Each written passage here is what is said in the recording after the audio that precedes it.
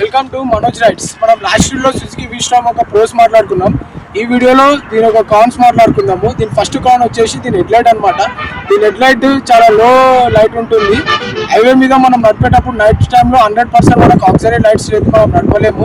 Headlight LED ఇచ్చుంటే చాలా బాగుంటుంది. సెకండ్, దీని suspension complete of road vehicle అయితే ఇది కాదు, మైల్డ్ ఆఫ్ రోడింగ్ కి వర్కౌట్ అవుతుంది. ఆఫ్ రోడింగ్ చేసేటప్పుడు దీని సస్పెన్షన్ ఒకటి సౌండ్ వస్తుంది. ఇంకా సస్పెన్షన్ మీద బెటర్ గా వర్క్ చేసి సస్పెన్షన్ స్మూత్ చేస్తే బాగుంటుంది. థర్డ్ బ్యాక్ డ్రాప్ రేంజ్ అనేది షో కాదు డిస్ప్లే మీద.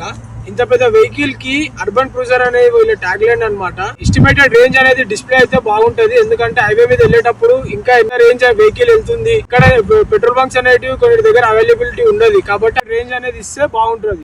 నెక్స్ట్ హారన్ కూడా చాలా లో సౌండ్ ఉంటది. ఇంత పెద్ద వెహికల్ కి హారన్ సూటబుల్ హారన్ కాదు అది. ఈ వెహికల్ కి 100% హారన్ గిట్ట మోడిఫికేషన్ చేయించుకోవాలి. నా వెహికల్ గిట్ట హారన్ మోడిఫికేషన్ చేయించుకున్నాను. నెక్స్ట్ దీని సీట్ హైట్, నా హైట్ వచ్చేసి 5'7".